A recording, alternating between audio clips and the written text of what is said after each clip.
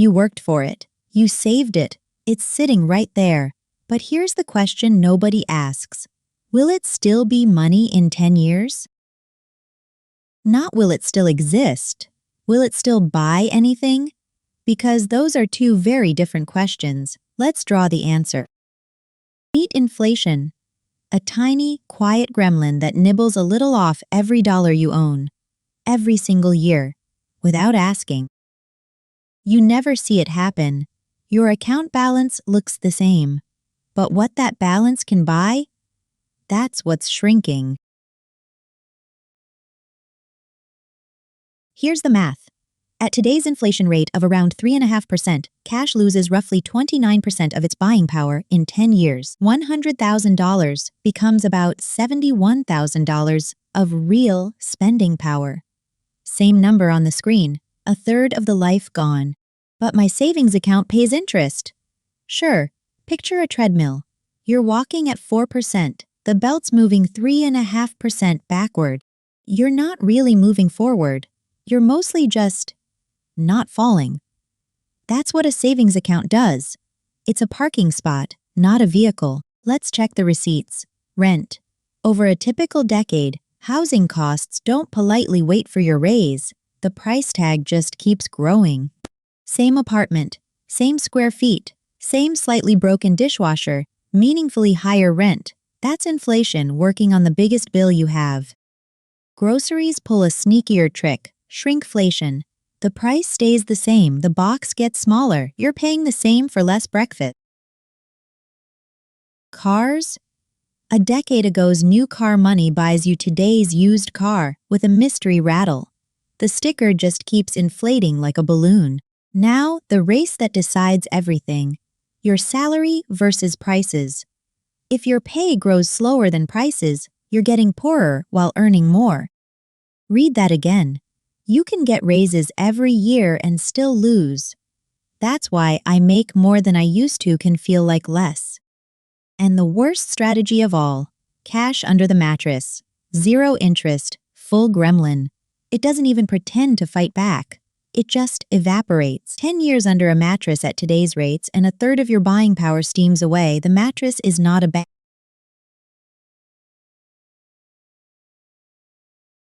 Let's make it real. Meet Maya. She's got $50,000 saved. And one question, is this enough for the next 10 years? Smart question. Wrong shape. Because enough isn't about the number in the jar. It's about which direction the jar is heading. Watch. Path 1. Maya parks all $50,000 in cash and waits.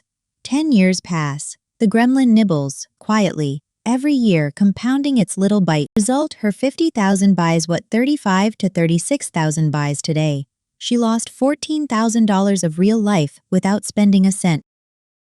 Path 2. Maya keeps a cash cushion and puts the rest into a boring diversified flywheel, broad index funds, and lets it spin. Historically, broad markets have averaged returns well above inflation over long stretches. Not every year. Not smoothly. But over decades? The flywheel outruns the gremlin. 10 years later, side by side, the mattress jar shrank in real terms. The flywheel jar, even after inflation, grew. Same dollars, opposite stories. The difference wasn't luck, timing, or hot picks. It was one decision about direction, made once 10 years earlier. That's the whole game. Now the bigger version, retirement. I have $500,000.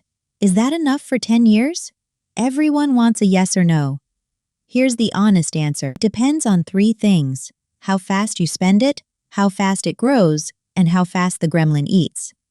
The number alone tells you nothing.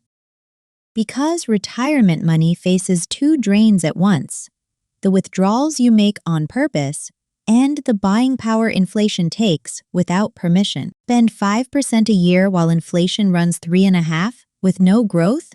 That pile shrinks fast from both ends at once. So flip the question. Not, is the number big enough, but is its growth rate beating its shrink rate? That's the seesaw that matters. Growth above inflation. The seesaw tips your way, and the money can outlive the decade. Growth below? No pile is truly big enough. 10-year stress test, 3 checkboxes, a cash cushion for emergencies, the rest growing faster than inflation, and withdrawals your growth can actually support. Pass all 3, and is it enough becomes a math answer instead of a midnight worry. Fail 1, and the decade gets uncomfortable. Think this is new? Let's take the doodle time machine back to the 1970s, the decade that taught everyone this lesson the hard way. Inflation ran hot for years. People who held only cash watched prices roughly double across the decade. Their savings didn't disappear, their buying power did.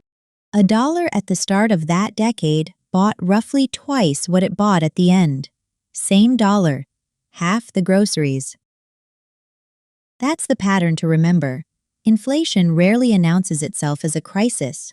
It compounds as a whisper, and whispers, over decades, become shouts. It's why every grandpa has the speech, "Movies cost a nickel, gas was a quarter." That's not nostalgia, that's a compounding chart with feelings.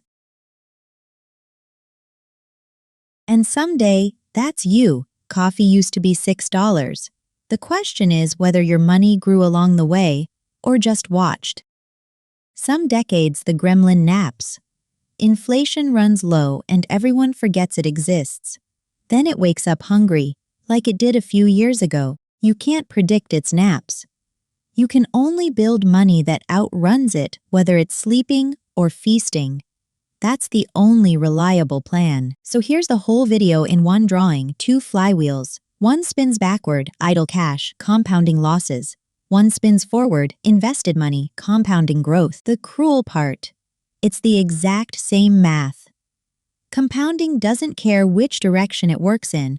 It just multiplies whatever direction you chose. Fix is 3 buckets. Now money, cash for emergencies, 3 to 6 months. Soon money, near-term goals, kept safe. Decade money, invested, growing. Each bucket has one job.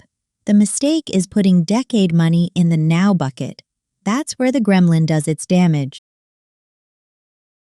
This is the same picture from our 5 mistakes video. The cushion keeps you safe today. The fence lets the flywheel grow untouched for the decade. Boring? Completely. But boring is what beats inflation. Excitement is what gets eaten by it. Choose your decade accordingly. So, is your money enough for the next 10 years? Now you know the real answer. Enough isn't a number. Enough is a direction. Point it forward, let it spin, and 10 years from now, you'll thank the you who watched this. Subscribe. The flywheel keeps turning.